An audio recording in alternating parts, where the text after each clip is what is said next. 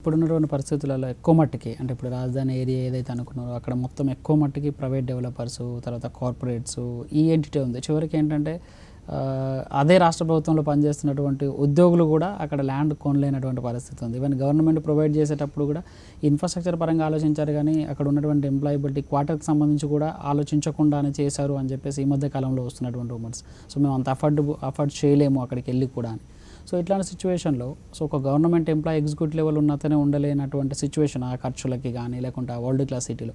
So common man అనేవాడు పట్టణాల నుంచి అవుట్స్కట్లకి పారదోలుతున్నాడు రాజధానిలో. కొత్త రాజధాని ప్రాంతమైన అది పాత రాజధాని ప్రాంతమైన ఇప్పుడు ఉన్నటువంటి సిచ్యువేషన్లో. సో దాన్ని ఎట్లా చూడొచ్చు? మిక్స్ ఆఫ్ పీపుల్ ఉండే విధంగా ఉంటుంది అనుకుంటున్నారా? అంటే అందరినీ సాటిస్ఫై చేయలేకపోవచ్చు. ఇప్పుడు ల్యాండ్ పూలింగ్ తీసుకున్న ఈ 33,000 ఎకరాలు ఎంత ఉంది కదా వార్డు, ఎందుకంటే అక్కడ ఆర్టిఫిషియల్గా ల్యాండ్ ప్రైస్ క్రియేట్ చేసినారు, ఒక భూమి క్రియేట్ చేసినారు.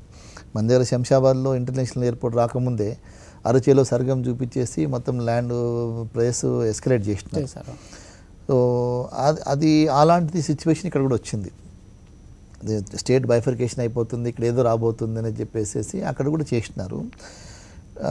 అప్పుడు చేసినప్పుడు గవర్నమెంటు ల్యాండ్ పూలింగ్ పోయినప్పుడు ల్యాండ్ లార్డ్స్ ఎక్స్పెక్టేషన్ కూడా ఇప్పుడు ఈ రోజు ఇంత రేటు ఉంది కాబట్టి మీరు మాకేమి ఇస్తారు, మీకు హయ్యర్ పర్సెంటేజ్ ఇస్తేనే మేము అన్నారు కాబట్టి డెఫినెట్గా గవర్నమెంట్ కూడా ఆలోచించి వాళ్ళకి కొంత హయ్యర్ సైడ్ ఇచ్చినారు.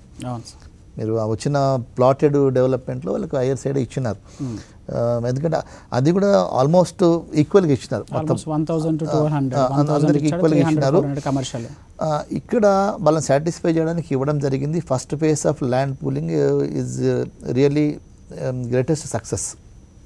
ఇండియాలోనే ఇంత పెద్ద ల్యాండ్ పూలింగ్ ఎక్కడ జరిగి ఉండకపోవచ్చు. The success the credit goes to the state government.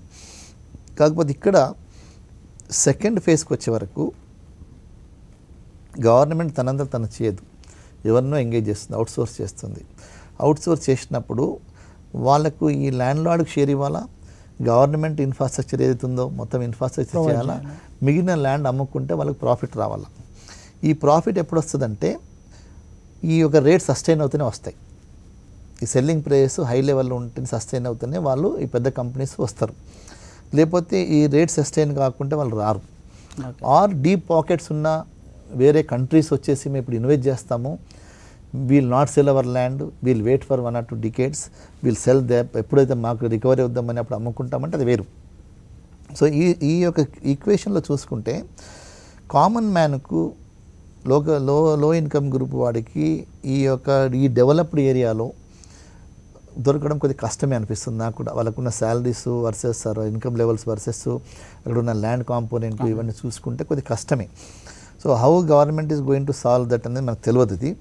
But government వాళ్ళ యొక్క పాలసీలో వాళ్ళ మాస్టర్ ప్లాన్ ప్రకారం గవర్నమెంట్ క్వార్టర్స్ అయితే వాళ్ళు ప్రొవైడ్ చేస్తారు, ఎంప్లాయీస్కు వాళ్ళకు అకామిడేషన్ అయితే ఇస్తారు. సో ప్లస్ ల్యాండ్ లార్డ్స్ ఎవరైతే వచ్చిందో వాళ్ళకు వస్తుంది. ఇక్కడ ఒకటేంటంటే వాట్ ఐఎమ్ ఫీలింగ్ ఈజ్ ఒకసారి ఇంత డెవలప్డ్ ల్యాండ్ ఒకటేసారి I don't know how many phases they are going to do it. Excess supply కాక వస్తే అక్కడ ప్లాటెడ్ ల్యాండ్ ఎక్సెస్ సప్లై వచ్చినప్పుడు I don't think the rate will remain at this level. Demand and supply మనం ఎవరిని hold చేయలేం కదా.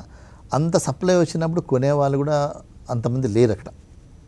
మీరు NRI చూసుకున్నా, మీకు ఏ ఎంప్లాయ్మెంట్ చూసుకున్నా, అన్లెస్ హ్యూజ్ లెవెల్లో అక్కడ ఎంప్లాయ్మెంట్ క్రియేట్ అయ్యే ఒక యాక్టివిటీస్ వస్తే, సర్వీస్ సెక్టర్ కానీ ఐటీ సెక్టర్ కానీ వస్తే అప్పుడు మనం మీట్ అవుతాం. కానీ లేకపోతే supply is too much then the demand. So కొంత రేట్స్ కొలాప్స్ అయ్యేదే సూచన అయితే నాకు అనిపిస్తుంది. అంటే ఇప్పుడు సెకండ్ ఫేజ్ ఇప్పుడు ఒక గ్రీన్ క్యాపిటల్ సక్సెస్ కావాలంటే ఆంధ్రప్రదేశ్ స్టేట్ గవర్నమెంటు వాళ్ళు అన్ని ఎఫర్ట్స్ పెట్టి అక్కడ చుట్టుపక్కల సరౌండింగ్లో ఎంప్లాయ్మెంట్ క్రియేట్ కాబోతుంది.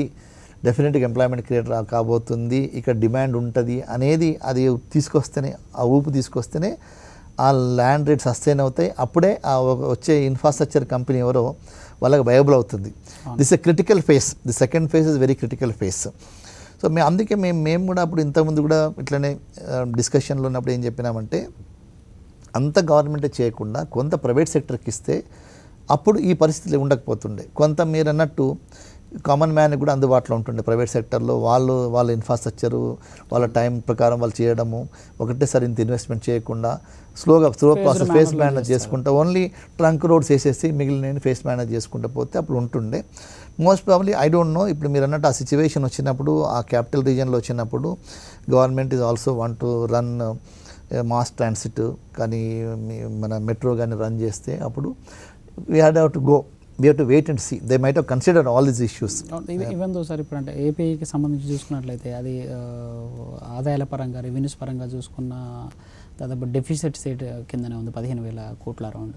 సో ఇప్పుడు మనం మాట్లాడుకున్నట్టుగా సో నిజంగా సెంట్రలైజ్డ్ సీడ్ క్యాపిటల్ ఏర్పడినప్పుడు ఇన్వెస్ట్మెంట్స్ గవర్నమెంట్ నుంచి సెంట్రల్ గవర్నమెంట్ నుంచి రావాలనుకున్నా కూడా మీరు అన్నట్టుగా ఎల్ఐజీ కానీ వీకర్ సెక్షన్లో ఉన్న వాళ్ళకి కానీ కొంత ఫండ్ అయితే అలొకేట్ చేయాల్సినటువంటి అవసరం ఉంటుంది. ఎప్పుడు ఫండ్ అలొకేట్ చేస్తుంది మొత్తం పూర్తి స్థాయిలో ప్రైవేట్ కాకుండా సో మిడిల్ క్లాసు తర్వాత లోయర్ మిడిల్ క్లాసు ఇట్లాంటి వాళ్ళ హౌసింగ్ సంబంధించి కాన్సన్ట్రేట్ చేసి ఆ ప్లాన్లో ఉన్నప్పుడే ఇనిషియేటివ్ తీసుకోవడానికి అవకాశం ఉంటుంది. అప్పటికి సెంట్రల్ గవర్నమెంట్ ఒక ఇండికేషన్ కూడా పంపించింది. సో ప్లాన్ అంటే ఒక్కసారిగా మొత్తం రాజధాని ఒక్కసారిగా చేయలేము, సో దానికి కొన్ని ఫేజ్డ్ మేనర్లు ఉంటాయి, మా క్రైటీరియా మీట్ అవుతూనే చేస్తామన్నట్టుగా ఇండికేషన్స్ ఇచ్చాయి.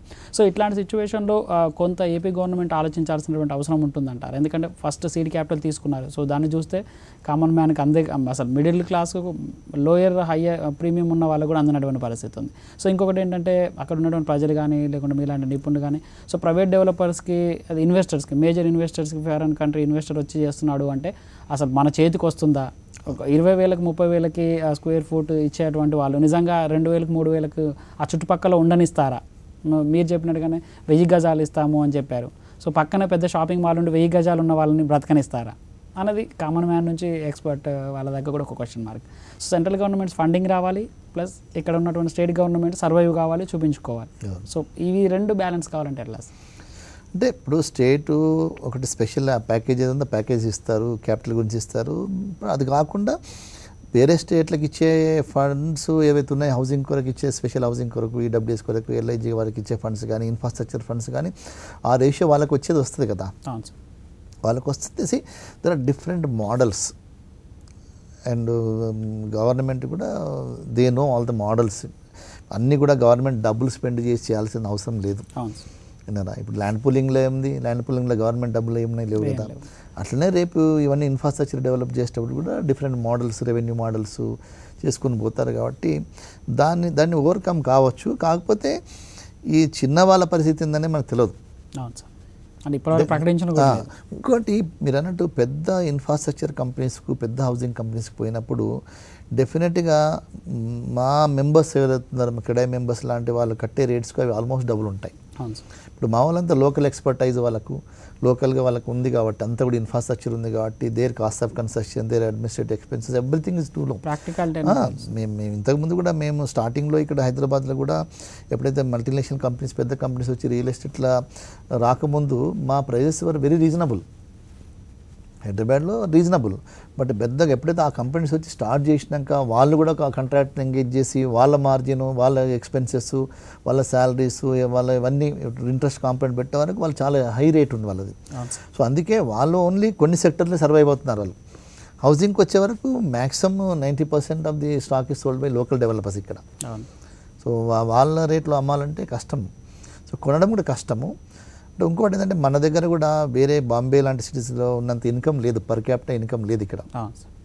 సో అండ్ ఇప్పటికి కూడా అదృష్టం కొద్దీ తెలంగాణలో కానీ పర్టికులర్ హైదరాబాద్ కానీ వేరే డిస్ట్రిక్ట్లో కానివ్వండి ఆంధ్రప్రదేశ్లో కూడా చాలా డిస్ట్రిక్ట్లలో కూడా మన prices in the rock bottom prices when compare to as and today national లెవెల్లో ఉన్న మెట్రోస్ నాన్ మెట్రోస్ పెద్దవి కూడా చూస్తే మనము సిటీస్తో కంపేర్ చేస్తే మన లోయెస్ట్ ప్రైజు. యాక్చువల్లీ మనకున్న స్ట్రెంతే అది. Today anybody is buying. ఇప్పుడు హైటెక్ సిటీ దగ్గర పనిచేసిన వాళ్ళు వేరే రాష్ట్రాల నుంచి వచ్చి పనిచేసిన why they are buying here అంటే they know they cannot afford to buy in their home town, కాబట్టి కూడా కొనుక్కుంటున్నారు. సో ఆ యొక్క ఈఎస్పి మనకు ఉంది. రియల్ ఎస్టేట్ పరంగా చూసుకుంటే ఈ 23 జిల్లాల్లో కూడా ఎక్సెప్ట్ ఆ అమరావతి దగ్గర ఏం జరుగుతుందో మనకు తెలియదు. Future will only tell us how it is going to evolve that system. ఆ డెవలపర్స్ ఏ విధంగా అమ్ముతారు, ఏ విధంగా ఇన్ఫ్రాస్ట్రక్చర్ డెవలప్ చేయబోతున్నారు, what is the cost of the per square yard of the land అనేది మనకు తెలియదు. సో అది బయటకు వచ్చినప్పుడే మనం అఫోర్డబిలిటీ గురించి మాట్లాడవచ్చు. We don't know, today we don't know. అక్కడ కూడా గవర్నమెంట్ కొన్ని కండిషన్స్ పెడుతుంది ఆ బిడ్డర్స్కు. Only certain percentage of the land మీరు ఈ సెగ్మెంట్కి ఇవ్వాలా, ఈ రేట్లో ఇవ్వాలా. అలాంటి స్కీమ్స్ ఏమైనా వస్తే, మోడల్స్ వస్తే అక్కడ కూడా వాళ్ళు కూడా సాటిస్ఫై చేయొచ్చు. కొత్త క్యాపిటల్లో ఆ విధంగా చేయడానికి స్కోప్ ఉంది, ల్యాండ్ అలొకేషన్స్లో ఆ విధంగా చేయడానికి స్కోప్ ఉంది. కాబట్టి definitely I don't think ultimately everybody has to survive, live, then only it's called smart city. So ఈ సిటీ స్మార్ట్ ఇంకో విధంగా నాట్ ఓన్లీ హైటెక్ సిటీ ఉన్న స్మార్ట్ కాదు, ఇన్ఫ్రాస్ట్రక్చర్ కాదు, ఇక్కడ ప్రతివాడు కూడా, ప్రతి సిటిజన్ కూడా జీవించడానికి ఆ యొక్క స్కోప్ ఉంది, ఇక్కడ ఆ యొక్క ఫెసిలిటీస్ ఉన్నాయి. అంటే మంచి లివింగ్ స్టాండర్డ్స్ నేను చెప్పేది. ఇంత మంచి ఇన్ఫ్రాస్ట్రక్చర్ కూడా వాళ్ళు ఉపయోగించుకోవడానికి ఆస్కారం ఉంది. ఇలాంటి ఇన్ఫ్రాస్ట్రక్చర్ ఆ కాస్ట్ ఆఫ్ లివింగ్తో ఉపయోగించుకునే సిటీసు ప్రపంచంలో చాలా తక్కువ ఉన్నాయి. సో అందులో హైదరాబాద్ నిజంగా హోప్ఫుల్ సార్. అంటే మీలాంటి నిపుణుల సూచనలు పాటించినా, లేకుంటే ఈడబ్ల్యూజీసీ, ఎల్జీసీకి సంబంధించి అంటే లోయర్ సెక్షన్ సంబంధించి 2 రాష్ట్ర ప్రభుత్వాలు ఆలోచించాలని కోరుకుందాం. సో ఇక కొత్త ఆంధ్రప్రదేశ్ రాజధానిలో కూడా కామన్ మ్యాన్ కూడా ఉండాలని చెప్పేసి నిజంగా సాక్షి ప్రాపర్టీ ప్లేస్ కూడా కోరుకుంటుంది. సో ఇది ఇవాల్టి property place. Stay tune to Sakshi.